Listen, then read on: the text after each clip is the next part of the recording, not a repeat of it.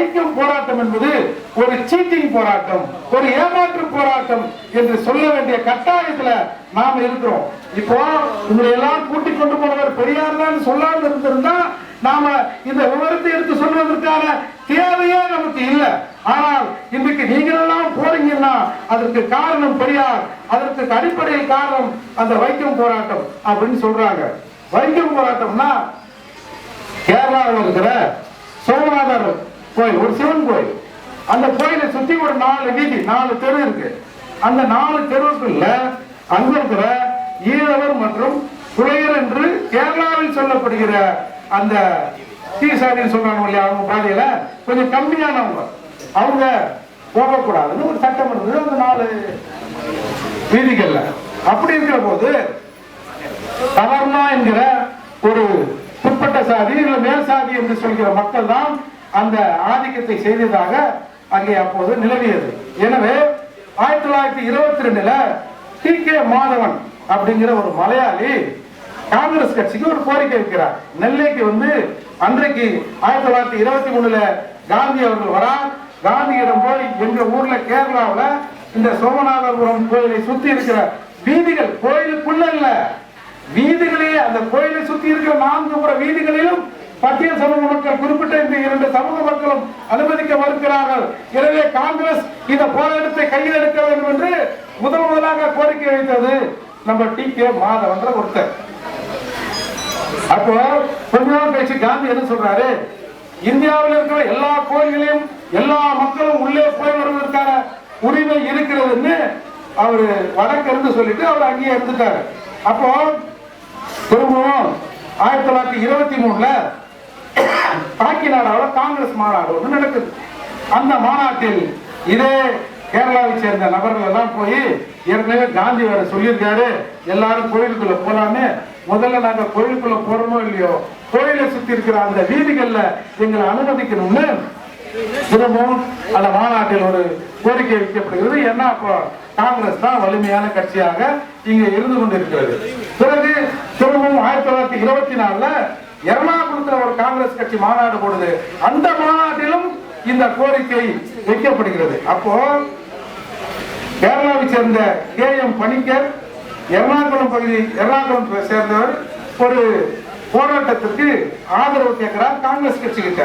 உடனே சரி காங்கிரஸ் கட்சி சார்பா அந்த போராட்டத்தை தொடங்குங்கள் என்று அன்றைக்கு காங்கிரஸ் கமிட்டி தேசிய தலைவராக இருந்த காந்தி அவர்கள் சொல்றார். இப்படி 30/3/1924 அந்த போராட்டம் தொடங்குது. போராட்டம் தொடங்கப்பட்ட போது போலீஸ் அதற்கு தடை விதிக்குது. முதல் நாள் போராட்டம் நடைபெறுகிறது. அந்த முதல் நாள் போராட்டத்தில் வெறும் 3 நபர்கள் கலந்து கொண்டு கைதாகிறாங்க. பிறகு 2வது நாளும் திரும்பவும் அந்த போராட்டம் தொடங்குது. அப்பவும் எந்த வெகுமக்களும் அதற்கு ஆதரவு அளிக்காமல் அந்த போராட்டத்தை முன்னெடுக்க வேண்டும் என்று சொன்னவர்கள் தான் அந்த போராட்டத்தை நடத்துறான். திரும்பவும் அதே 3 பேர் கலந்து கொண்டு அந்த போராட்டத்தை செய்யறாங்க. திரும்பவும் அந்த 3 பேரை காவல்துறை கைது செய்து அதுல வந்து அந்த 3 பேர்ல அந்த பேர்கள் வந்து DK. Madhavan, KP. Kesava Menon, George Joseph என்கிற அன்றைய கேரளாவின் காங்கிரஸ் கமிட்டி தலைவராக இருந்த ஜார்ஜ் ஜோசப்பும் அதில் கலந்துகிறார். இவர்கள் 3 பேரை 6 மாசம் கடுங்காவல் தண்டனையை அன்றைக்கு இருந்த அரசு விதித்து ஜெயிலில் போடுது. உடனே இந்த போராட்டம் நசுங்கிவிடக் கூடாது என்று நாராயணகுரு என்ற ஒரு சாமியார் நாராயணகுரு என்றவர் என்னுடைய அந்த சோமநாதபுரம் கோவில் பக்கத்தில் என்னுடைய ஆசிரமம் இருக்கு, என்னுடைய ஆசிரமத்தை போராட்டக்காரர்கள் பயன்படுத்திக் கொள்ளலாம், இங்க இருக்கிற கேரள மக்கள் இந்த இழிவுக்கு எதிராக நாம் போராட அணிநில வேண்டும், போராட்டத்தில் ஈடுபட்ட அந்த 3 நபர்களை அரசு சிறையில வைத்திருக்கிறது, எனவே எல்லாரும் போராட வாங்க அப்படின்னு அவர் வந்து ஒரு அழைப்பு கொடுக்கிறார். உடனே ஒரு சாமியார் இந்த போராட்டத்தை முன்னெடுக்கிறார். காங்கிரஸ் கட்சி இந்த போராட்டத்தில் தோற்றுவிட்டது என்று வெளியே வரக்கூடாது என்பதற்காக காந்தி அங்கிருந்து ஒரு கடிதம் போறார். கேரளாவில் இருக்கிற காங்கிரஸ்காரன் தான் வந்து அரசு ஆயிட்டான், தமிழ்நாட்டில் என்னையா புடுங்கிறீங்க, ஒரு 2-3 பேர் போய் அந்த போராட்டத்தை வழிநடத்துங்கள் என்று ஒரு கடிதத்தை போடுகிறார். அதன் அடிப்படையில் ஈவே ராமசாமி, டாக்டர் எம். பெருமாள் நாயுடு, பத்மநாபன், கோவை ஐயாமுத்து கவுண்டர், ராமகிருஷ்ணதாஸ், கோவிந்தன் போன்றவர்களை சேர்ந்த ஒரு கமிட்டி, ஒரு குழுவை போட்டு காங்கிரஸ் அங்கிருந்து கேரளாவுக்கு போய் போராடுங்கப்பா அப்படின்னு சொல்லுது. இப்போ அடிப்படையில் புரியுதா? ஒரு குழுவை போட்டு காங்கிரஸ் அங்கிருந்து போங்க அப்படின்னு சொல்லுது. அன்றைக்கு தமிழ்நாட்டின் காங்கிரஸ் கட்சியாக தலைவராக இருந்தவர் ஈவே ராமசாமி நாயக்கர் என்பதுதான் இதுல ஐந்து.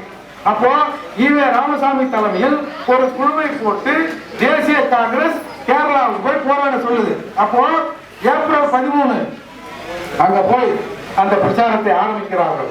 ஒரு 10 இருந்து 15 நாள் ஒரு பிரச்சாரம் போகுது. அரசு அந்த பிரச்சாரத்துக்கு தடை விதிச்சு அவங்கள பிரச்சாரம் பண்ணக்கூடாது, அதை மீறி அவர்கள் பிரச்சாரம் செய்கிறார்கள். அவர்களை பிடித்து சிறையில் போடுது. ஒரு மாசம் ஜெயில். திரும்பவும் ஒரு மாசத்திலிருந்து திரும்பவும் வெளியில காங்கிரஸ் கட்சி தொல்லை பண்ணுவதால் திரும்பவும் ராமசாமி நாயக்கர் அந்த பிரச்சாரத்தில் ஈடுபடுகிறார். திரும்பவும் அந்த குழுவை பிடித்து ஒரு 6 மாசம் ஜெயில போடுறாங்க. இப்படி போட்ட போது இவங்க நல்ல நேரம் அன்றைக்கு திருவாரூரை ஆண்டு கொண்டிருக்கிற மன்னர் செத்து போறாரு.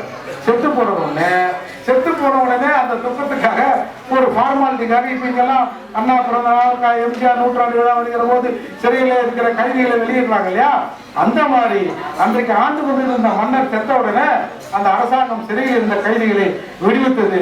எனவே 6 மாச சிறை தண்டனை வாங்கிய ராமசாமி எல்லாம் சிறைக்கு போனோமே அப்படிலாம் எல்லாம் ஒரு நேரம் நம்ம ஊருக்கு வந்துட்டாரு. கடைசியில 1925 காந்தியடிகள் நேரடியாக அந்த போராட்ட களத்துல வருகிறார். ஏன்னு சொன்னால் தமிழ்நாடு காங்கிரஸ் கமிட்டியை நம்பி அந்த போராட்டத்தை ஒப்படைச்சோம். இவன் பாதியே விட்டுட்டு வந்துட்டான்.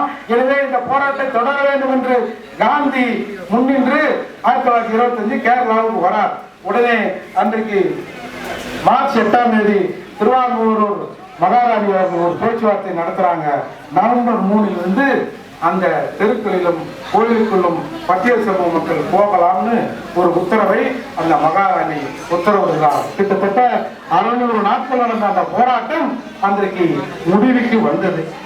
இதுதான் இந்த வைக்கத்தோட போராட்டத்தின் வரலாறு. ஆனால் இன்றைக்கு தமிழகத்தில் எப்படி சொல்லப்படுகிறது? ஈவே ராமசாமி திராவிடம் தான் உங்களை கோயிலுக்குள்ளே கொண்டு சென்றது. அதுவும் குறிப்பா ஈரோட்டில், அதாவது வைக்கத்துல கேரளாவிலேயே போய் போராடியவர் இங்க தமிழகத்தில் இருக்கிற எல்லா கோயில்களையும் உங்களை அனுமதிச்சுட்டு வைக்கத்துல போய் போராடினான்னு ஒரு கதையை விடுறோம்.